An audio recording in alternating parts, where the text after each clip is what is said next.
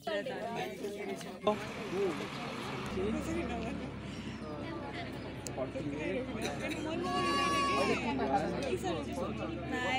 तिमीहरूको 50 बाट सुरु हैन तिमीहरूको 47 देखिने पार्टपट्टि चाहिँ अब यो चाहिँ अब जस्तो कि ट्यागिङ गरिसकेपछि यो चाहिँ देखिन भनेदेखि त मजा भएन फेरि हैन यो चाहिँ देखिनु पर्यो जुन नम्बर छ त्यो चाहिँ देखिन पर्यो होल्ड गरौँ त नि ल कसले गर्ने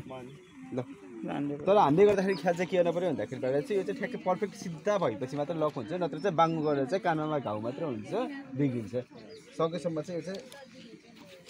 आफू चाहिँ यसो त्यो लक गर्नुभन्दा अगाडि चाहिँ त्यो चाहिँ सियर हुनु पर्यो त्यसपछिबाट अलिकति पावरले झ्याप्प गर्नुपर्छ बिस्तारै गरेर घाउ मात्रै भइदिन्छ ल बस आरामले बस बस्न त एक दुईजनाले यसो होल्ड गरिदिउ न है एनिमललाई बस्न त है एनिमललाई बसाएर हुन्छ के हुन्छ होल्ड गरिदिउ त बस ख्याल गर्नु पनि कुरा बुझ्नु चाहिँ अलिकति बाङ्गो भएको भएर चाहिँ के हुन्छ त्यो साथै जान्छ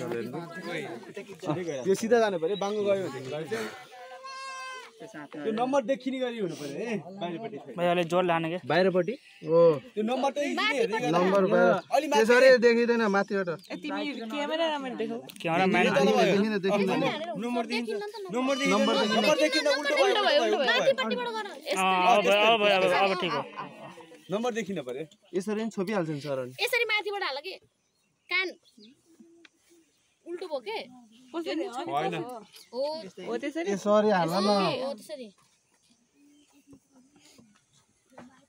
यसरी नि छोपिहाल्छ नि यसरी तल तलपट्टि हालिस देखिन्न त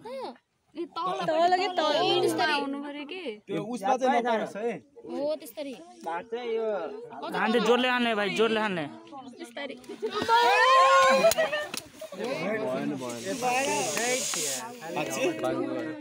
बाङ्गो गयो यो हो क्या यो लक त्यो लक चाहिँ बाङ्गो गयो क्या बाङ्गो बुझिसक्यो अब छोडिदिनु सक्यो त्यसलाई यसो सफार्दैन 3-4 फाडिदिने छोड्दियो गरी तरिका त्यो यसमा त्यो के बाङ्गो भयो त गाउँ भयो त्यो तरिकाले चाहिँ